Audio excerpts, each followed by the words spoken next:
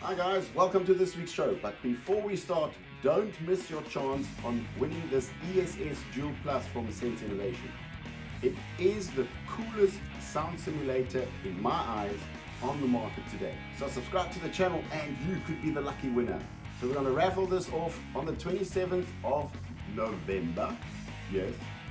So it reaches you in time for Christmas. So let's get back into today's video. Hey guys, on this week's show we're going to be talking about what to look for when purchasing a new crawler. So if you're getting into the hobby, you're buying a car for your kid, yourself and your kid, here's a couple of things that you should be looking out for if you don't want to get frustrated and left behind. So basically you want your best bang for your buck. So you want a crawler that performs well, but you also want a crawler that maybe doesn't blow the budget.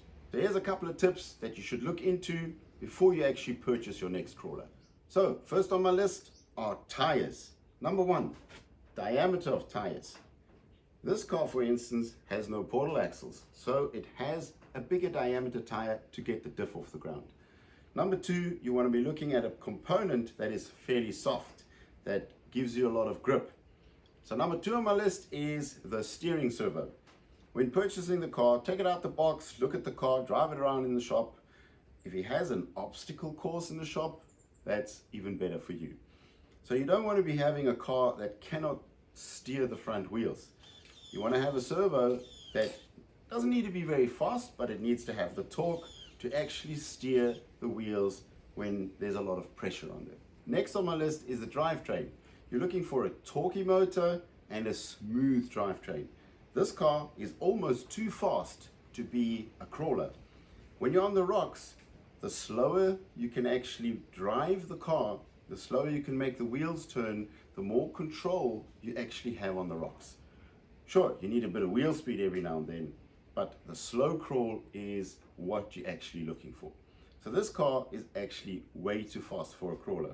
As soon as I start throttling it up, I need a throttle, and then all of a sudden it pulls off.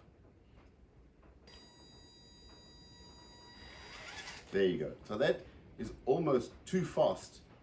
And the faster you go, the less control you have on the rocks. Let me give you an example. I'm going to put the TRX 4 Sport onto the table and you can see the difference in the drivetrain. Now there's also stock car. Now that's kind of what you're looking at. Really, really slow crawl.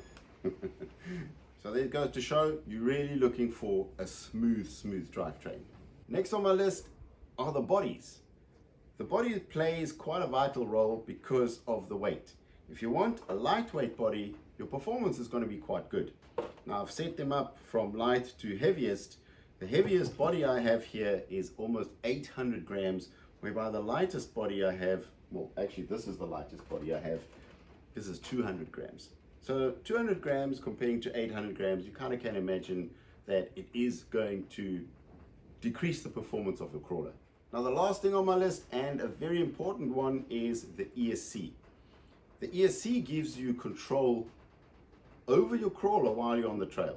So you could have a good motor and you could have a good drivetrain. If you have a crappy ESC, it's not going to give you that much control over your car. The ESC needs to have a couple of settings.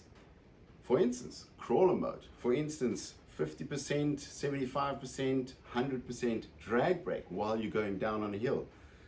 The other setting is, for instance, when you want to go reverse or when you want to hit the brakes, you just go full throttle reverse. The car will not go in reverse unless you tap it the second time. Those are all settings that you can choose and that you can fine tune to your driving style. So ask the guy behind the counter, how does this ESC compare to other ESCs, and ask him how many settings does it have. And if it has a crawler mode, well, then you're already 95% of the way there. Anyway guys, that's it from me this week. Thanks for watching. Click that notification bell, give me a like, subscribe to the channel, and we'll see you guys next week. Bye.